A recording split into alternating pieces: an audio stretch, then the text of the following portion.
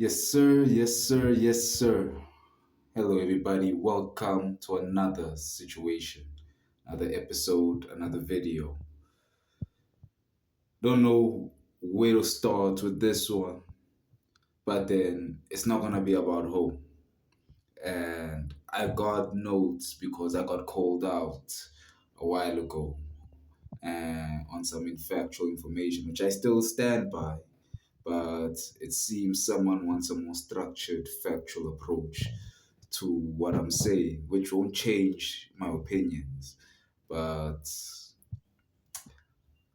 anyway, let's go into it. Now, I got notes and I'll be reading. I structured everything so that I don't get things confused because I can't get this information off my head properly. I need to jot it down to make sure that it's accurate so that when I give it to you guys, it comes in the most digestible way. So, Switzerland's strict regulations on public behaviors like spitting and improper trash disposal stem from a multifaceted commitment to public health, environmental preservation, and social order. These rules reflect both systemic infrastructure and deeply ingrained cultural values. Here's a breakdown of the underlying reasons, public sentiment, and social impacts. Before I go into it, sorry, I just want to specify that I have these things numbered out from one up to five. I'm gonna be going through one up to five. I'll try to stick to the notes as much as I can, but at the same time, some things I didn't write down because I knew that I'd just remember. So, yeah. And the reason why I'm speaking about this, you'll hear at the end because why ruin a happy ending, right? Let's get into it. Number one, public health and hygiene foundations. Disease prevention. Spitting is prohibited primarily to curb the spread of pathogens such as tuberculosis and influenza. The short version, TB and flu. A priority intensified since the COVID 19 pandemic. Public trash regulations similarly minimize rodent and insect infestations and bacterial growth. Food safety standards. Switzerland's rigorous hygiene ethos extends beyond streets, evidenced by the 2025 tightened listeria rules for ready to eat foods. This systemic emphasis on cleanliness permeates public space management. Number two, environmental stewardship, waste to energy systems. Most Swiss trash is incinerated in high tech plants that filter emissions and convert heat to energy. Discarding non compliant bags disrupts this process, risking toxins from unrecyclable materials. This is a very advanced economy to be able to do this, by the way. They are a very advanced economy. Another point would be the alpine ecosystem protection. Laws preventing litter in natural areas, requiring mountain huts to haul waste downhill, those are examples. Safeguard water resources and wildlife. The pay as you throw system financially incentivizes proper sorting, reducing landfill use to less than 1%. They have a pay as you throw system going on there, meaning you pay as you throw. Unlike South Africa's, the rates and electricity every month. But yeah. Number three, the legal and governance frameworks. Greenwashing and accountability laws. New 2025 amendments to the Unfair Competition Act, Article 3, Section 1X, penalize unverified environmental claims, reflecting broader societal demands for transparency. Violating trash or spitting rules incur fines, such as a 300 rand or upwards per a franc fine plus a for littering fine. Now, I think it's excessive that there's going to be a 300 franc fine for things like spitting and trash disposal. But at the same time, I understand every country has their own laws, and it's not for you, who's not a citizen of that country, to comment your strong opinions about those laws, which is weird. But yeah. Another point is generational tensions. Youth occasionally challenge fines as excessive, while older generations emphasize collective duty. Tourists sometimes perceive rules as harsh, such as the 150 franc fines for swimwear in historic zones. Though locals argue they preserve livability and over tourism. Apologies, I've been mispronouncing this. I don't know why I'm pronouncing this as franc. I think it was because I was reading something about France a while back. This is euros. I'm sorry, this is euros. The currency used in Switzerland is euros. I'm sorry. I've been messing it up. But moving forward, I won't make the mistake again.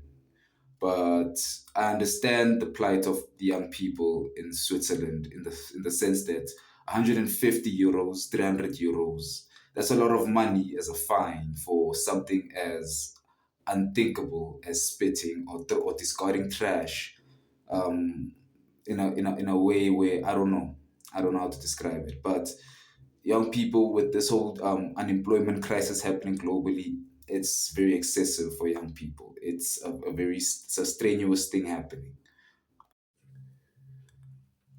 Now, for the over tourism and the older people, they have a point. Over tourism has been mis misinterpreted or misinformed as immigration, as foreigners taking over.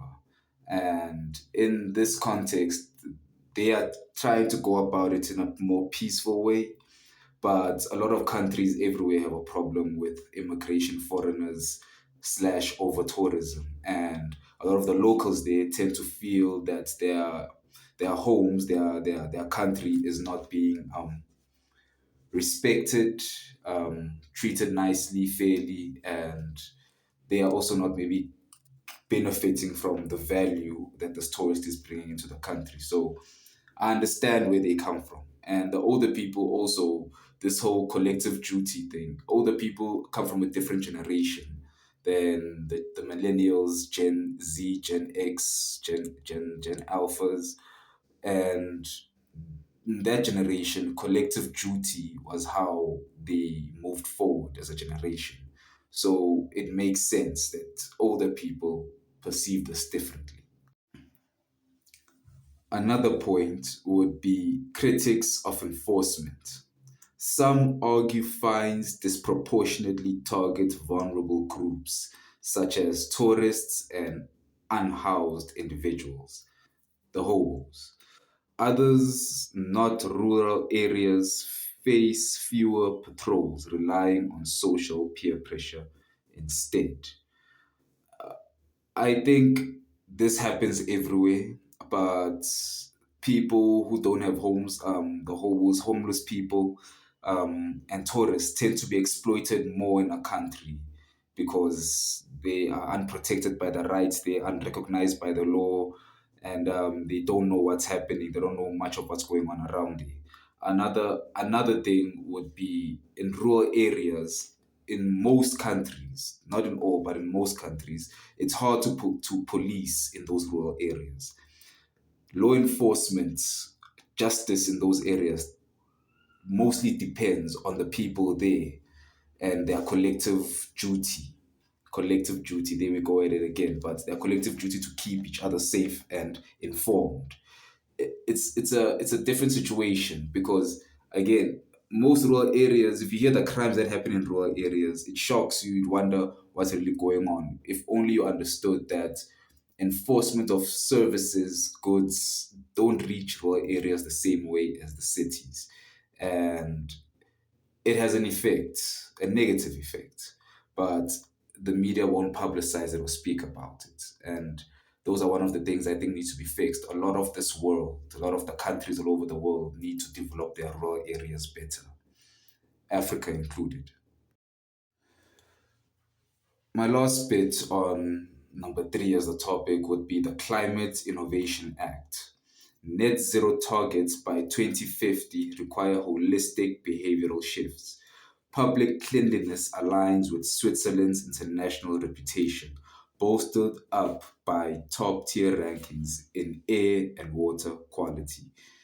And this is one of the things I've heard a lot. People saying the air quality and the water quality of Switzerland is out of this world. It's one of the cleanest. The streets are clean, the air is clean, the water is clean. They everything. These guys, they just, and they're a tax haven to top it off. Like they were the first Dubai before Dubai. When people wanted to go park their money, they went to Switzerland. So it's a crazy it's a crazy thing. It's wild, but I get it at the same time. Moving on to number four, public sentiment and cultural nuances. Widespread support. Most Swiss view these laws as civic responsibilities, not impositions. Clean public spaces correlates with national pride, evident in community initiatives like river cleanups and high recycling rates, with a greater than 90% for PET bottles. And that's insane. That means that 90% of the PET bottles that they manufacture and distribute come back and they get recycled. These guys are doing the most when it comes to the bottle space. And this thing of incinerating your trash and the heat being converted and distributed on a grid scale to people's homes is, like, again, I said, a developed economy. This is a very well developed economy. It's very well off. And it's not just about what they have now, but to be able to do this, the planning from even way back was really good. The people who planned this country's development knew what they were doing. So we'll take a case study from the trash bag enforcement. Public bins explicitly ban household wastes to prevent freeloading. Pay as you throw systems charge per official bag, 1 to 3 Swiss francs, or sorry, euros per bag. Dumping unbagged trash avoids fees, shifting costs to taxpayers. Optimize sorting. Only correctly bagged waste is processed efficiently. Contaminated loads raise plant emissions.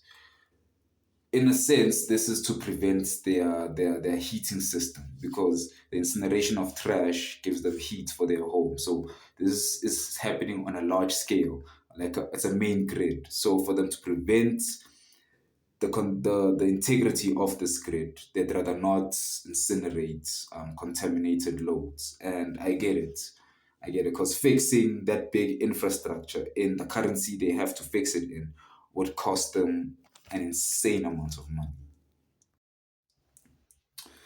We have the public opinion overview. There's aspects, there's majority view, and minority critiques. So I will explain these as orderly as I can. Please bear with me. The first aspect would be spitting bans. The spitting bans from the majority view say that it's essential for health. It aligns with hygiene norms in schools and workplaces. And I agree with the majority view in this sense, because even when I go to work or when I was in school, it's not a you don't want to see people spitting in front of you or throwing stuff, or just you want to see spit around you even when there's no one around. It's not a thing you want to see. And you don't also want to see litter. I wouldn't want people to litter around me because I don't litter.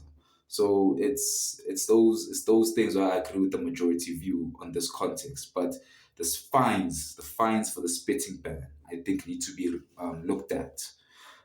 When it comes to the minority critiques, they say that it's a nanny state overreach. Fines are excessive for low income groups. Again, like I said, they should look at the fines. Not everyone is rich, not everyone is well off to charge what is 150 euros or 300 euros. It's insane. You can't do that to everyone because that's more than what they earn. So, yeah. Another aspect would be trash regulations. So, the majority view is that it's a fair system ensuring financial accountability. The majority view. I don't agree with the majority here.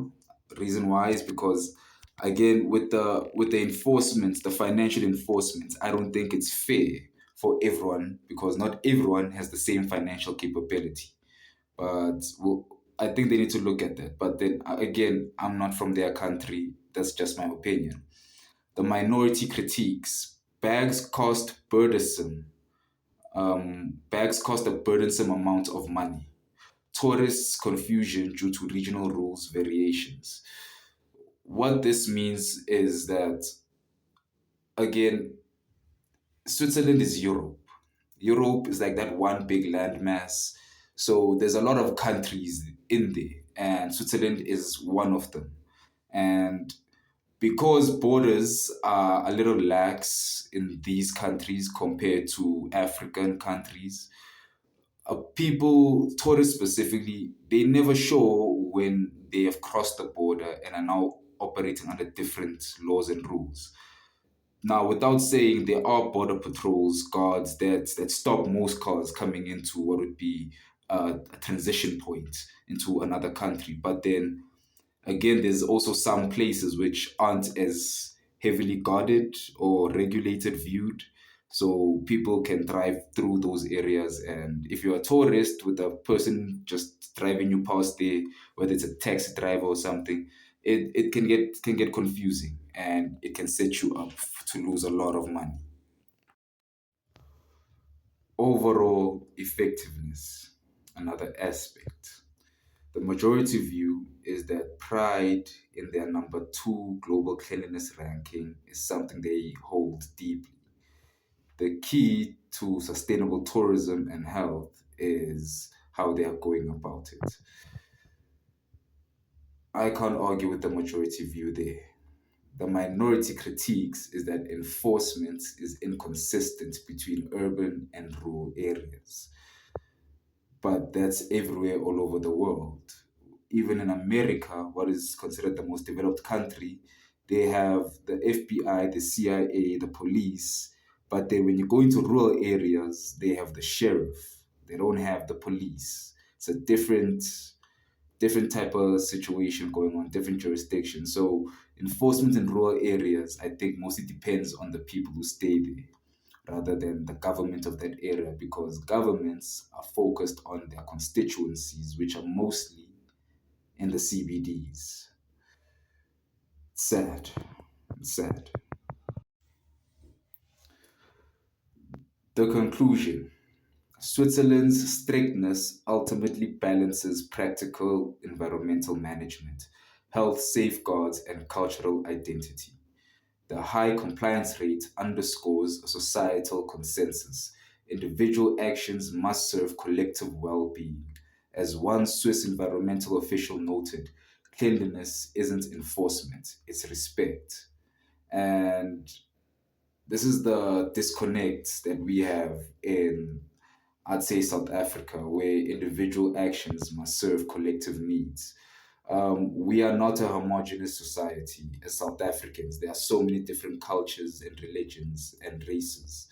And somehow they all live in harmony and peace at the same time. It's to get some type of cohesion, cohesive decision making. I don't know. I don't think it's possible. I think it's purposefully done to distort perception, public perception, but that's my opinion.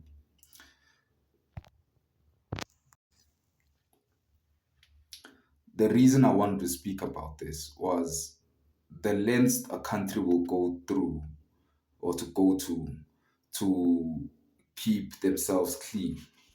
Switzerland is willing to enforce what egalitarian rules on its people and tourists alike to achieve what is a national goal.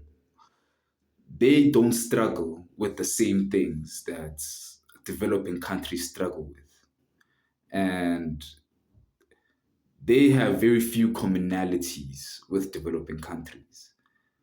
When you look at this enforcement of the law in rural areas part, this happens everywhere, in every country. But when you look at crime rates of different countries, you find that Switzerland's crime rate is not that high to begin with. So when it comes to enforcement of policing in rural areas, it's not really that needed. And when you look at the city, you'd find that police are focused more on enforcing different rules rather than preventing violent crimes or public destruction or anything of the sort. It's usually enforcement of other rules to show how developed the economy is and how well off they are. I think there's a lot of work to be done by Africa as a country, um, as a continent, I mean. Um, I think the first thing would be mass skills use. If there's a way for a lot of people to use the skills they've acquired in the countries that they can benefit the most out of, that's one of the ways forward. But because of borders and colonialism and IMF and yeah, eventually we'll get there. Eventually, Africa will see itself at the top at some point. But until then, we'll keep looking at the so-called developed countries and admire their developedness, the the benefits of being that well developed. I appreciate you watching. Thank you for liking. Thank you for subscribing. Leave a comment and please share. I know I started off offbeat, but now that I think about it, it's tough. It's a toughie to be an African looking at such things, but you know, there's hope. Until the next one, it's your boy AP. Cheers.